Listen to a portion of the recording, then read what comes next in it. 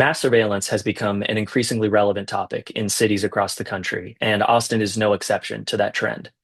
In April, Austin City Council passed the Transparent and Responsible Use of Surveillance Technology Act, or TRUST Act, which empowers our local government to regulate surveillance of public spaces in the city. The passage of the TRUST Act came on the heels of a hot debate over the proliferation of AI-enabled camera technologies within Austin, and a controversial council vote on the reauthorization of a $2 million contract with a security company, Live View Technologies, to install recording equipment in Austin parks. Despite successful passage of the Trust Act, a series of shootings in May has reignited the debate by providing an opportunity for supporters of increased surveillance to advocate for the local implementation of surveillance technology in the interest of public safety. I want to talk a little bit about license plate readers. I know Austin has taken a stance against for maybe not using them. What LPR has been helpful in this scenario, and I know Maynard uses LPRs. Did they use it, and was that helpful in this scenario as well? Well, I can tell you, I think that conversation, we have the Trust Act, setting guidelines on where we are with our technology, and I think that the conversation is ripe to have. What could that have helped? Yes, it could have helped, and so I think as we move forward and we can start having those conversations around what that Trust Act, those parameters, I think I'm absolutely open to having those conversations. From my perspective, when we talk about Austin being safe and people feeling safe in Austin, we need to make sure that our law enforcement has the tools that they need so that we can keep people safe. Another facet of this debate has been the increased use of automated license plate readers, or ALPRs, by the Austin Police Department and other law enforcement agencies. While ALPRs are often advertised by their supporters as a convenient way to identify criminal activity from police vehicles or important locations in the city, they are ripe for abuse. For example, in May, 404 Media reported on the use of ALPR data by Texas police to search for a woman who had left the state for abortion care. So what's the truth of the matter? Is increased surveillance the key to safer Austin parks, roads, and other spaces, or do the risks of abuse of these technologies outweigh any of the supposed benefits cited by their proponents? Must Austin residents choose between physical safety or civil rights and privacy? On today's episode, we are joined by our comrade, Marina Roberts, to help us answer some of these questions and share her work with the No ALPRs campaign organized by our local DSA chapter. From Austin DSA, I'm Jackson, and you're listening to episode 7 of the Austin DSA Batcast.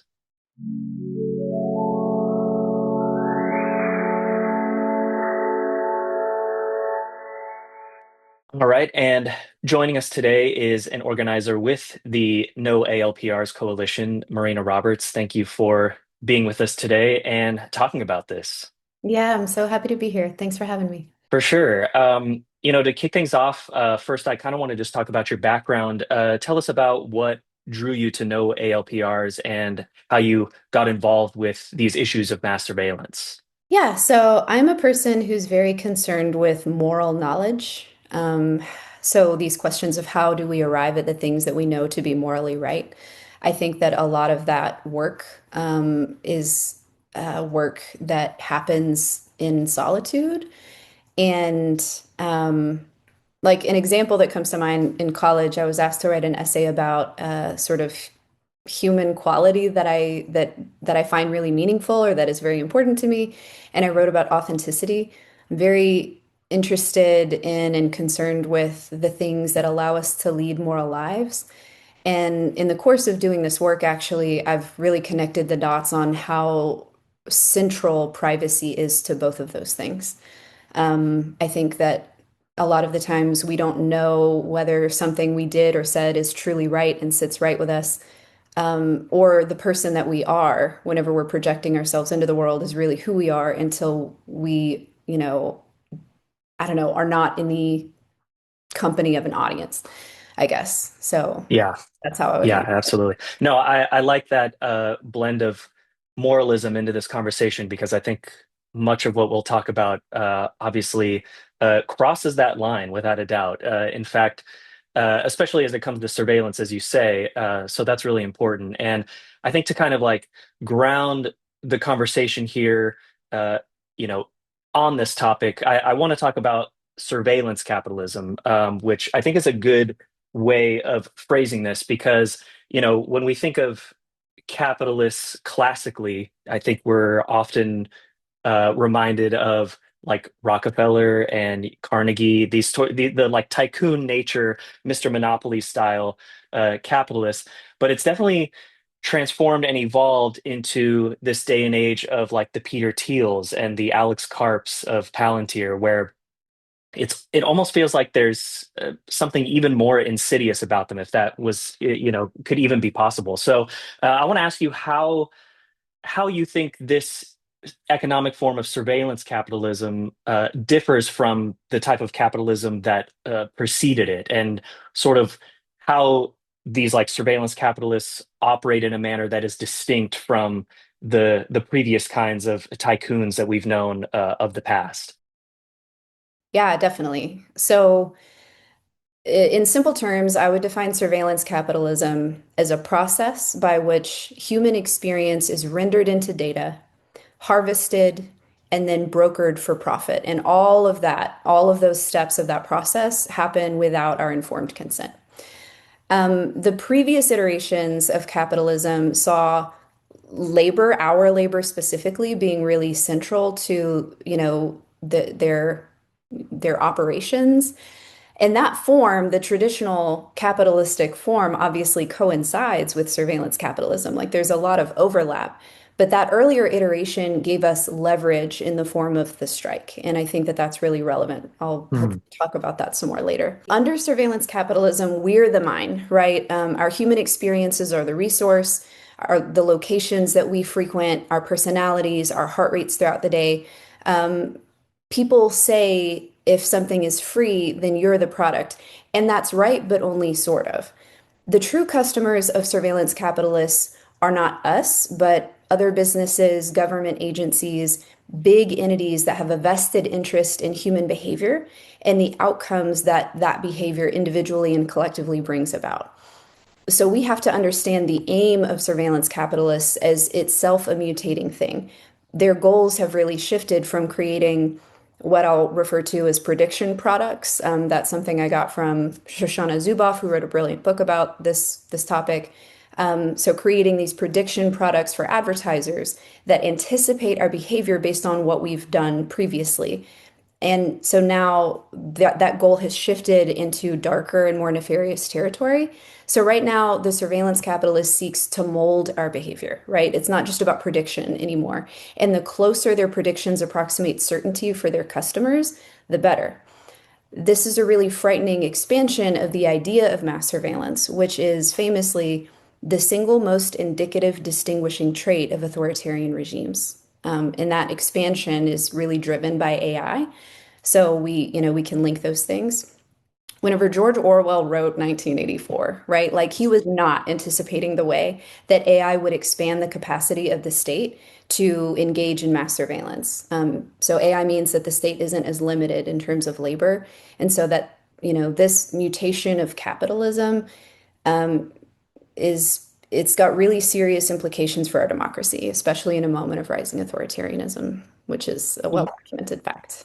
No, for sure, and I really appreciate you highlighting the human element of the differences between the two. About you mentioned the strike, and I think that is crucial to what this change looks like in terms of what apparatus there is to combat the change that's occurring. So, when you remove the workers' ability to fight for themselves, you're removing any leverage that they possibly have to counteract the growth of something like this development of surveillance capitalism, which you reference AI and stuff like that.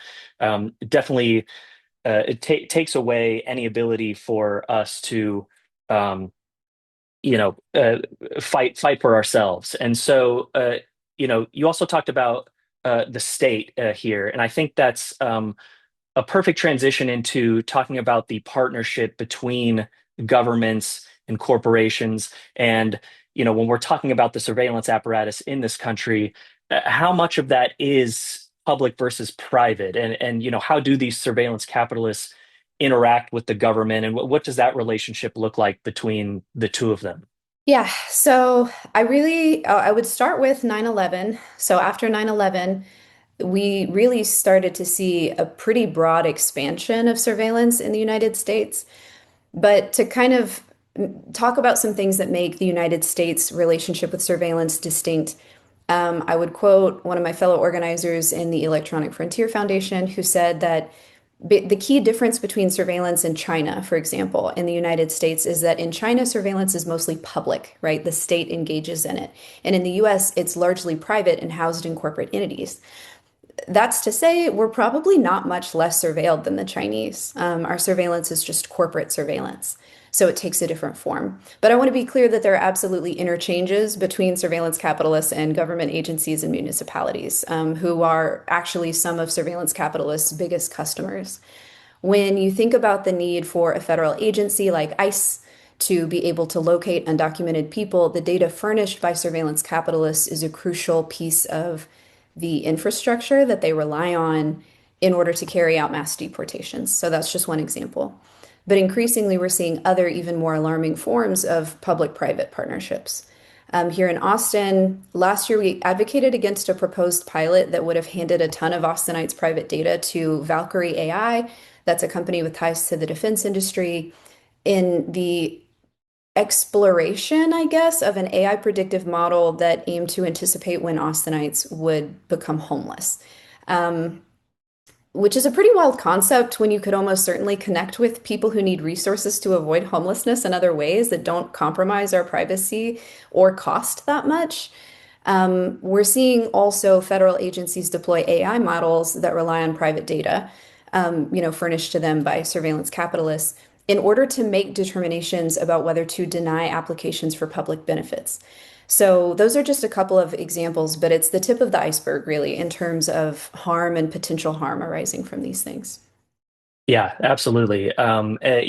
You mentioned it a little bit, but it's like, yeah, I mean, just the amount of money that is being through like government contracts or whatever to some a company like Palantir or whatever, that type of like hand in hand working has there's levels to it. I mean, there's like top tier stuff, whether it's defense or uh, surveillance, but it's also what you mentioned about predictive models as to when somebody may become homeless. I mean, stuff like that is it's pretty disgusting overall. I wanted to specifically ask about automated license plate readers and get your thoughts on what exactly they are and where they fit into this conversation about mass surveillance. Absolutely. So, automated license plate readers are devices affixed to infrastructure like police cruisers or light poles.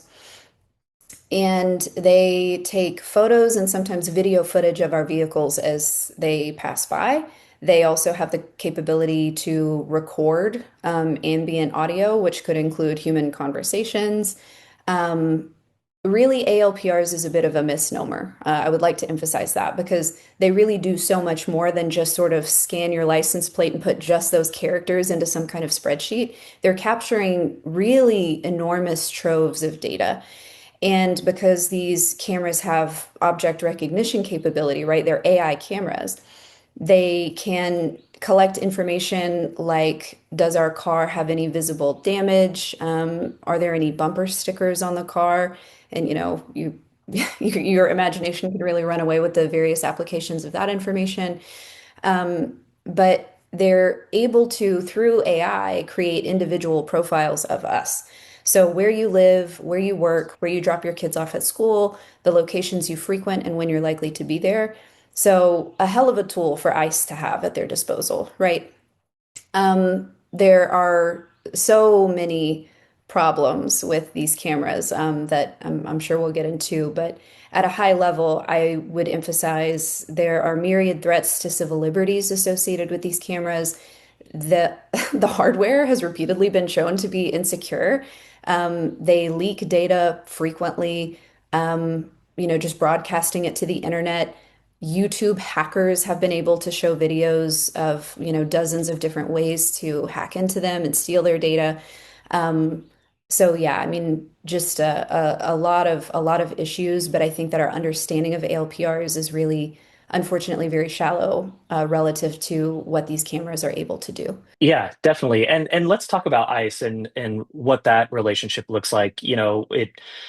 ICE's presence has grown across the country, tenfold the last couple of years, both on the streets along with their detention centers, and it's all really driving the urgency of the moment on this issue of mass surveillance. And so, here in Austin DSA, with our No ALPRs campaign merging into the Abolish ICE campaign, there's a lot to tackle with the relationship between ICE and mass surveillance. They definitely go hand in hand. And looking at the broader scope of ICE and mass surveillance, how does ICE and even like the CBP utilize modern surveillance technology, including ALPRs, to accomplish their goals? And what does that collaboration between ICE and local law enforcement look like? Yeah, so two-part question. I think, like, to start off with this, one thing that we hear all the time from elected officials is that there is some mythical ability for us to enact safeguards that would keep this data out of the hands of ICE, right? In the last legislative session in 2025, a bill was passed called SB 8, and SB 8 basically mandates police collaboration with ICE all across the state. Every county by the end of this year, by the end of 2026, must have passed something called a 287G agreement. And a Mhm. 287G agreement is a contract between sheriffs and ICE, facilitating collaboration between them, right? And from a data perspective, what that means is that there's not going to be a way, a practical way for any municipality that has chosen to have an ALPR program to hide that data from ICE. It's essentially mandated by law. So I would hope that our community refuses to hear any, I guess I'll give them the benefit of the doubt, any misled arguments from elected officials saying otherwise. Um, so we know that collaboration with ICE is a baseline in Texas, like all across the state, that is going to happen. That is unavoidable because of state law at this point. So, um, let's talk about some of the ways that we know that ICE is using this data. First off, ICE just having location data, tracking where people live, where people go to work, where you're going to be able to find people driving, that's a huge boon to an authoritarian outfit trying to hunt people down. But they really have some very sophisticated tools because of the huge ballooning of their budget that took place in recent years. There is an app that ICE is using called Mobile Fortify. And what this does, one way that I would talk about surveillance capitalists and that interplay is surveillance capitalists open up tributaries of data flowing into rivers, flowing into the ocean, powering ICE's tools, right? So ICE is able to kind of pull from all of these different streams, and apps like Mobile Fortify combine all of these data streams so that you can use facial recognition tech on your phone to scan a person's face, pull up their home address, pull up their name, pull up a guess about their legal status, which is not determinative or should not be, but ICE frequently uses it as a determinative, ruling on whether or not they should pick up this person that they've pulled over. I've read some really alarming, stories from folks doing constitutionally protected ICE watch activity in Minneapolis who got pulled over by ICE agents who were able to use this technology to basically threaten them, right? There was a woman named Nicole, and she was pulled over, rolled her window down, and the police officer, or the ICE officer rather, called her by her first name and recited her home address and said, "I'll see you there," right? So just these thinly veiled threats being made. And imagine that terror if you're an undocumented person, right? So they have just almost limitless resources at their disposal, and unfortunately, huge, deep troves of data. And that I just got to emphasize, like from an authoritarian, if you're a student of authoritarianism and you have studied this stuff and you've looked throughout history, these tools are not just for our undocumented neighbors. They're for all of us. They're for anybody who would be a threat to this administration or a future iteration of the right-wing authoritarian movement in this country. Yeah, no, I mean, those are all perfect examples, and you're exactly right that I think the big takeaway here is that the scope is larger than even just immigration. And I think that even actually just looking beyond that for a minute, who are some of these other groups that are targeted by this kind of surveillance tech, and like in what ways might that be? Like, in fact, it's kind of a it's not an odd example, but it's like just something kind of recently. The I know that like James Dolan, who's the owner of the Knicks, has used something similar to like surveillance tech that like when you buy a ticket to a Knicks game, you have to like scan your face, and he used that technology. There was, I believe, it was a trans woman that was sitting courtside to a game, and when they scanned their ticket, they were then James Dolan kicked them out of the arena. They were not able to watch the game then after that, simply because that was just something that he did not want. And so when I think about stuff like that, I think about this technology being used in all kinds of ways to, I mean, basically just essentially just subjugate any minority group. I'm curious if you have other examples of ways that technology like this is targeting groups or individuals, even just beyond immigration. Yeah, Disney at their parks are also deploying facial recognition technology. And I just want to be clear that everywhere we think that this is for our benefit, it's about harvesting data. They would not Yeah. be doing it if it was not about harvesting data. So I want to start with that. But the top line story that comes to mind outside of the immigration space is in Johnson County, Texas. There were sheriffs who searched ALPR data in states where abortion is legal, looking for a woman who allegedly self-managed an abortion. Now, Mhm. initially, whenever this story broke and there was all this sort of public, media attention on them for having done that, their story that they projected into the world was that they were only searching for this woman as a missing person at the behest of her worried family, and that there was no intention whatsoever of criminally prosecuting her in relation to the abortion. Luckily, because of advocacy from the Electronic Frontier Foundation and their partnership with 404 Media, they continued to push and did FOIA requests and found that that was not true at all. The police were searching for this woman with intention to prosecute her for crimes related to her abortion. It just turned out that under Texas law, you can't actually do that, at least not right now. We all know that there are a lot of very powerful people who would love to see that change. But the other really frightening dimension of this is that there was no worried family member. The police literally fabricated the police report saying all these things about, oh no, missing person, worried family. In the real investigating officer's original report, they flagged that they were looking for her with intent to prosecute, and the only family member mentioned was her abusive partner, who, I apologize, this is very heavy content for people who are survivors of abuse, but, you know, that person held her at gunpoint on the day that she took the abortion medication, allegedly, and made her beg for her life. So we have already seen really, really alarming stories about,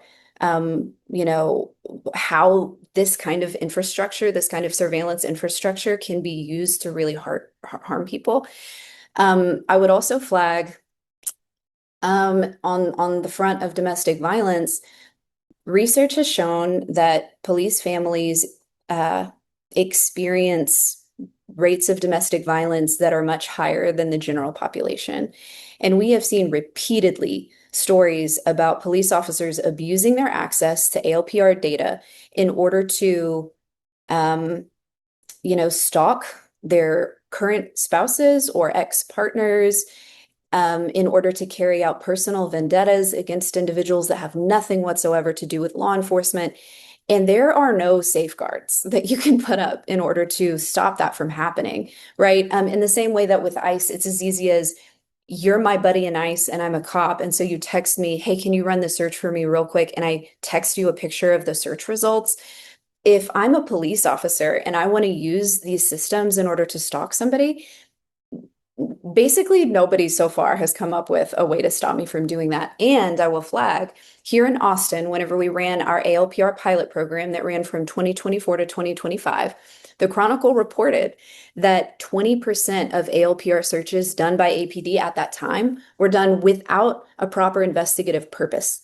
So what that means is we could have already had police officers who were abusing the system to these ends, and we don't know because there's been no follow-up from city council. The same city council that says that now they want to bring, some of them maybe want to bring ALPRs back because they're so confident about their ability to enact safeguards that will keep us safe and to enforce them, right? So the last thing that I'll mention is we've already also seen ALPRs being used to target pro-democracy activists. There have been stories about attendees at No King's Day being tracked with ALPRs, and what on earth is the purpose of that, right? I think after we've seen really, really harmful, frightening verdicts come down, like the Prairie Land defendants are facing right now, we should all be really deeply alarmed about the people who are fighting to protect our democracy, the people who are standing up against authoritarianism, becoming targets, and then being hunted down using this technology. Yeah, no, that's a great point, and I appreciate the that answer because the scope here is of utmost importance. That it's really not just about one person or one group or one thing. That it really affects everyone in a myriad of ways, and I think one of the if not the primary way that these pieces of technology are presented to us is that, and especially in a post 9/11 America, that they're posed to us as necessary in order to protect public safety. I mean, we've definitely like heard that a lot, especially as it pertains to immigration, with the way that the Trump administration presents its a policy on ICE, on immigration and the border and things like that. That it's these are public safety threats that need to be tackled.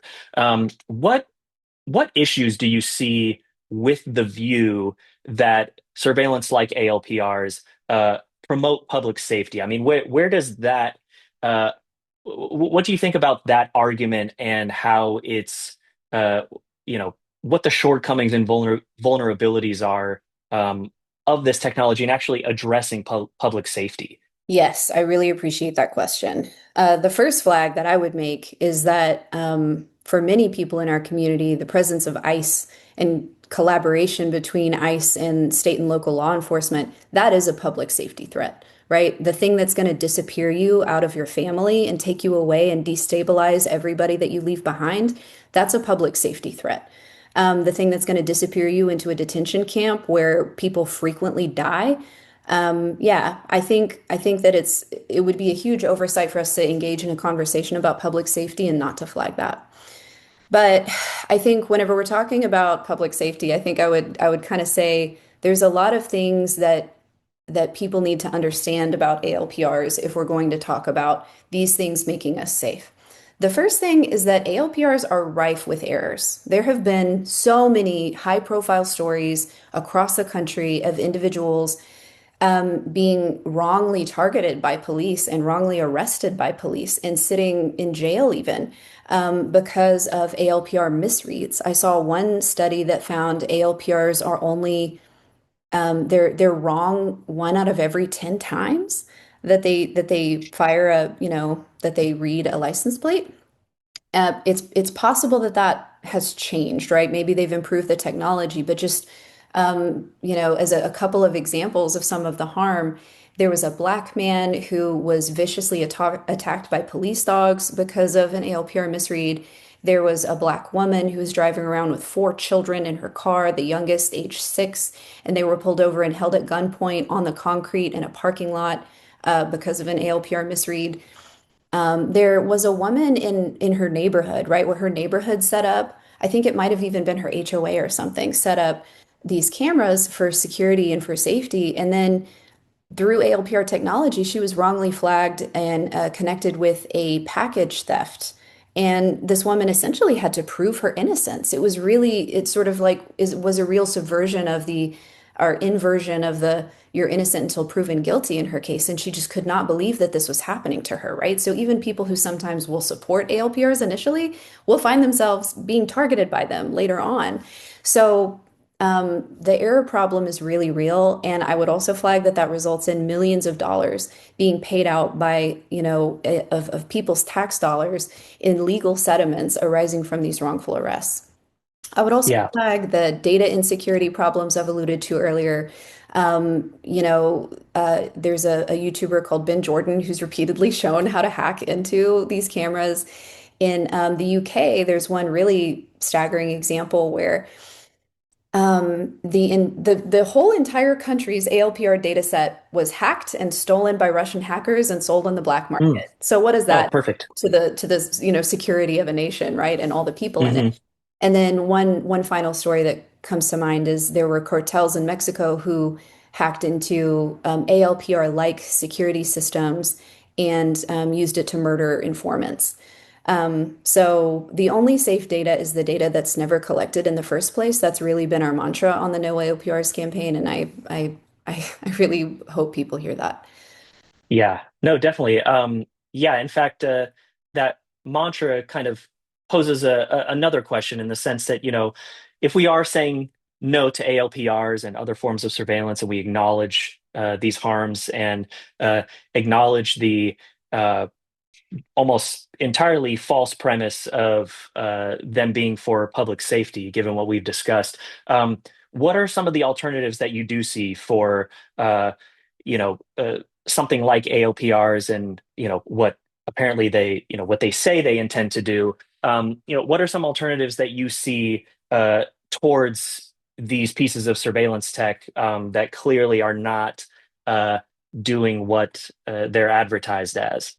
I don't think that most Americans could be prevailed upon to accept violations of our Fourth Amendment rights for anything short of technology that plays a meaningful role in solving violent crimes, right? So, like, nobody is saying I accept mass surveillance to solve car break-ins, I think, in general. I mean, I'm sure there are some people, but we are movable on this stuff because people believe it will solve murders, mass shootings, catch the perpetrators of violent harm before they can do more violent harm. I think that's kind of the argument that we see and that we have to contend with. And to that, I would say, look, the police could solve more crimes if they could enter our homes without a warrant too, right? But we decided a long time ago that we have to have certain limitations on the power of the police who actually have greater latitude to do harm specifically because of their power and position in society. But here I would say if you're interested in impact, if you want to make investments with what we know are limited public dollars, then we should follow what research shows to be true, right? Like we should only make those investments where we have a really credible reason to believe that those investments are going to be effective. And no independent body of research has demonstrated ALPR is having any measurable impact on crime rates. Yeah. Does impact crime rates is going upstream of the harm and targeting root causes, which has tons of force multipliers. So fewer people committing crimes means fewer victims, but it also means fewer people whose potential is lost to incarceration. It means less mortality. It's better for the economy. It leads to better health outcomes. I'll give you an example. In Chicago, they did a study where they gave inner city teenagers summer jobs, and they found a 43% reduction in arrests for violent crimes specifically. And that was true not just when the kids were in the jobs over the summer, but for a full year following that program. So we're talking about lasting long-term impacts from those types of investments. And that's a better investment than surveillance, which creates all these new forms of harm that giving kids a summer job and making sure families have food to eat and stuff like that just doesn't do. There's a lot that I would say to the average person who might not be in DSA about this too. If you're a person who is concerned about the police having good standing in society, then you probably want to make sure they don't seem like extensions of an authoritarian power grab, right? Like Mhm. that's not going to make APD's hiring shortfalls any better. But yeah, on the whole, like we just got to go upstream of harm. We've got to invest in Yeah. prevention. That's what actually moves the needle on crime. That's not an opinion. That's a research-based fact. Yeah, no, 100%, 100%. I think that's a great answer that, the alternatives are not alternative pieces of technology, but the alternatives are tackling the issues where they begin, and like you said, following that stream to the root causes of these issues. Um, Earlier, we talked about AI for like a brief second, but I kind of wanted to come back to that and talk about that because this conversation does intersect really closely with the debates about data centers and the AI boom. And these things are connected, especially because a lot of these companies, whether they are working together or they utilize AI in their own way. I don't know any specific examples of how a company like Palantir utilizes AI, but we know that a lot of these venture capitalists, like Peter Thiel and stuff like that, who, they're heavily invested in both of these areas, and they definitely come together at a certain point. And so I wanted to see if you could talk about how surveillance is connected to the topic of AI and what the implications for socialism are, in those instances. Yes. So data centers are a vital infrastructure for mass surveillance. How else could we store the data for every move every person makes and every click on every web page you visit and the first day of every period for everybody's cycles, right? So as we're talking about the myriad harms of data centers, which are like draining our water reservoirs and destabilizing our electrical grids and obliterating our peace and harming nature with noise pollution, we should keep in mind what that infrastructure is for. It's not for our benefit. It's for the people who are trying to compress our free will into prediction products to be sold to the highest bidder. And it's for surveillance capitalists for whom our ability to make free choices as human beings is a problem that they want to solve by any means necessary. And I think we need to connect those things. Yeah. Because as we're talking about surveillance, as we're talking about data centers and the future that's being laid out for us, AI is gobbling up our jobs, right? My fear is a future where there is this expansive infrastructure that's decimating our environment, and the policy solution to AI is some version of universal basic income, right? So workers have traded the power that we gain from working. We've traded the leverage of being able to strike for UBI and surveillance. Because what that means is when the government starts doing something that we don't like, we have no resource short of, or recourse rather, short of rioting. And in that world, rioting becomes unthinkable because the surveillance guarantees you will be apprehended and punished. So this is, I don't know, to me, it's made all the more bitter by the fact that we are in a moment where we have the technology to fully sustain our grid with renewable energy. Like there have been these rapid, unexpected advances in solar technology, and this is instead the future that we're choosing. This is the one that's happening to us. And unionized trades and workers could be building that renewable infrastructure instead of data centers that are undermining their children's future economic prospects in a lot of ways. You know what I mean? These are the choices. It's capitalism or a worse form of barbarism than any of us have imagined. And capitalism got us here, but I believe that socialism can get us out. It's a Yeah. huge part of why I think labor has to be part of the fight against surveillance. We're seeing surveillance on the shop floor right now being weaponized to target and silence organizing activity. Like that's happening right now. And that's only going to get worse. So we have to start connecting these dots. We have to start demanding the future we want for our descendants. Yeah, absolutely. And that's, we touched on policy a little bit earlier, talking about what alternatives to surveillance look like, tackling the root causes of issues that create crime. And similarly, I mean, what do you think are some of the policy approaches that we can look towards that can meaningfully curtail the power of surveillance capitalists? So one thing that comes to mind, I'm in the process of trying to start thinking about cross-party organizing on this. I think that we have to if we're going to win in Texas. We have got to take this fight to the state level, and that means, organizing and making moves outside of the Democratic Party. So I've been talking to one particular libertarian about this issue who is very much on the same page with me about the necessity of fighting it. And one idea that he had was thinking about the framework created by HIPAA, which protects our medical data. It's a really robust framework that's been in place for many decades without society collapsing. And people see jail time for violating it. I think that that's what's really needed, right? Is like real consequences for people um, who abuse our data and just kind of monetize our existence without our permission in this way. But I want to emphasize, I do not think that regulating surveillance technologies is a good approach in general. Regulation enshrines the thing's use, and I don't want mass surveillance. I don't want AI deciding whether my mom's insurance claim gets denied. I don't want car manufacturers to have cameras with facial recognition built into every single vehicle, monitoring our expressions and harvesting facial data every single second that we're in the car.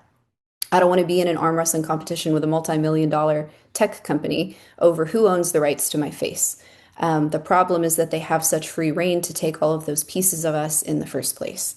So we have the right to demand that our data like be deleted by these companies. To the extent that that isn't true now, we have to fight for it. So I think that what we need is a really foundational shift in our thinking, in our education, in our understanding of this topic. This stuff is harmful to its core, and there's no salvaging some positive attribute from it through policy wonkery. We need policy proposals that cut the legs out from under this business model. Data harvesting without consent is illegal. Data brokering without consent is illegal, but also rendering anything about me into data without my educated and informed knowledge is illegal. And here I'll note one more thing in anticipation of naysayers. The click wrap that you scroll past when you're signing up for something, the terms and conditions, all that stuff. I read one Carnegie Mellon study that estimated it would take the average person 76 business days to read all of the terms and conditions you encounter in just 1 year. That's not informed consent. It's bludgeoning people into intellectual submission. So we've got to demand better forms of seeking and obtaining consent, and we have to demand ways to opt out that are meaningful and substantive. Yeah, yeah, it is a multifaceted approach in terms of uh, how to curtail this power, but it also like it almost doesn't even. I mean, there's ways of looking at it where it does have to do with surveillance, but again, it's more just about curtailing their power within, a capitalist system that empowers them to continue to leech off of our data and all that kind of. So you mentioned the terms and conditions thing. I think that's great. I feel like it is going to take a multi-party approach. Not to pontificate too much on like bipartisanism or anything like that. But I mean, I feel like this is an issue that absolutely can reach across both ways. And, being able to tackle it that way, I think is like you said, kind of the only way that it's going to be possible. Um, Speaking of taking action and finding solutions, you know, here in Austin, I know that we've had some moderate success on this front with the removal of the flock cameras in 2025. Although right now we are currently seeing Mayor Kirk Watson and police leaders call for ALPRs to be reinstated. What can you tell us about the work that's being done here in Austin that is fighting back against this push for surveillance? So the No ALPRs Coalition is a group of 40 and counting community orgs. Includes Austin DSA, Workers Defense Action Fund, the SAFE Alliance, the Austin Central Labor Council, Planned Parenthood Texas Votes, the Electronic Frontier Foundation Austin, and many, many others. We've been advocating against ALPRs for over a year.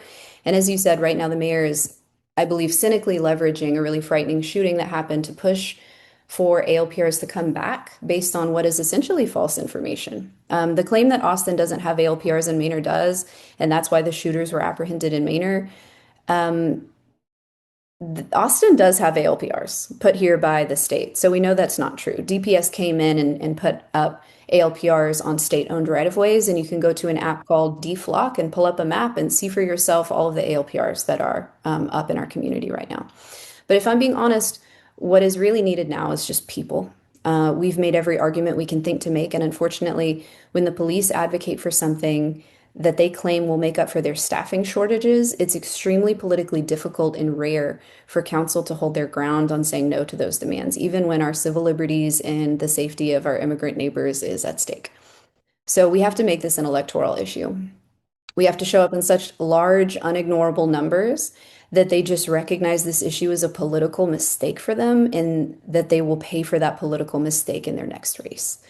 That's what is most needed right now, in my view, is for people to call counsel, email counsel, try to get a meeting with them to talk about this. Literally, the more of us that do that, the better. Don't even ask me to come with you. Just get out there, just try to get their attention and say, like, I want to talk to you as my representative because I have a problem with this, right? We need folks to be ready to sign up to testify if it does come back. We don't know when it's going to come back, but we need to be ready for that. We need folks to become anti-surveillance organizers in their communities. That means that you are talking to your coworkers, you're talking to your family, your friends, the folks at your church, the folks in your book club, the folks you play soccer with. Talk to them about ALPRs and surveillance. And you are making the ask. You are saying, hey, if you're as alarmed by this as I am, would you be down to email city council? I can show you how. Let me help you. Yeah, we really need that, y'all. I've seen a fight that could go either way. I've seen winnable fights get lost because the people who cared just assumed somebody else was holding it down. We can't do that with this one. It's got to be all of us, but we can do this. And I'll just say one more thing, which is that the fight here in Austin matters. Out of all the breakups with Flock that happened last year, Austin was the biggest upset for them.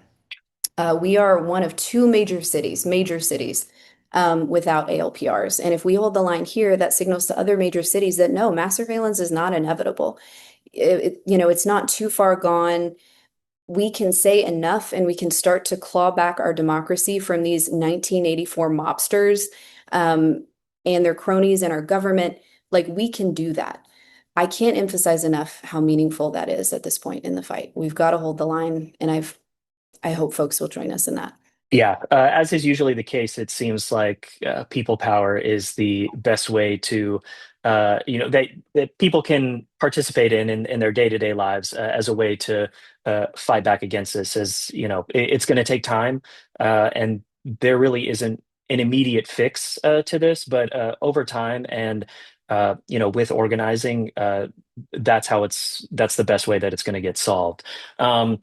I guess like just to kind of close out, I was curious if you had any suggestions or ideas on resources that you might recommend to people who are listening and curious about getting involved. And if you had any places you might point them to in an effort to help support the cause at hand here. Yeah. So pretty much everything I've said about surveillance capitalism is taken from Shoshana Zuboff's incredible book. It's called The Age of Surveillance Capitalism. It is a worldview shifting read, and I think the society that's equipped to deal with the scale of this problem is a society with more folks who have read that book. I'll say that. I would also recommend Ben Jordan's YouTube channel for folks who want to learn in depth about the vulnerabilities of ALPRs from a tech perspective. At a more local level, there's a right to repair activist called Louis Rossman. He also has a YouTube channel where he's spoken about ALPRs and other surveillance technologies here in Austin. The EFF website has a blog that has tons of posts about digital rights issues, including ALPRs, but so much more than that if you just want to get kind of a broader view. 404 Media is a journalistic outlet that focuses on digital rights issues, data privacy, that kind of thing. Great resource for learning. I recommend, like I mentioned, the DFlock app and website where you can see and contribute to a map of ALPR cameras in your city. That's national. And I want to shout out the National Week of Action Against ALPRs that DFlock is planning in August, which you can learn more about on their website. And then finally, the No ALPRs website at noalprs.org is another resource. We have social media handles too. Great. Marina Roberts, organizer with No ALPRs here in Austin. Thank you so much for joining us and participating today. It was really great to hear from you, and pick your brain about this super pressing issue that's going on right now. Yeah, thank you so much for having me. I really, really appreciate you. Yeah, appreciate it. Thank you.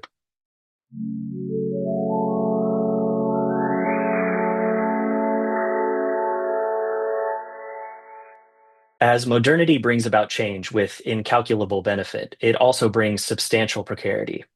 Capitalism has evolved, growing out of the oil fields and railroad tracks to the street corner cameras in your city and the group chat messages on your phone. Public safety is the most common argument for the expansion of the surveillance state, but from what we've seen over the last 25 years especially, it begs the question, Public safety for who exactly? In the last year alone, we've seen the Trump administration utilize surveillance tools to track, indict, and convict protesters like those in the Prairie Land trial and members of Direct Action Minnesota. These are regular people who are a threat to no one but the fascists they openly oppose. ALPRs are a perfect example of this kind of overreach trickling down innocuously with detrimental effect.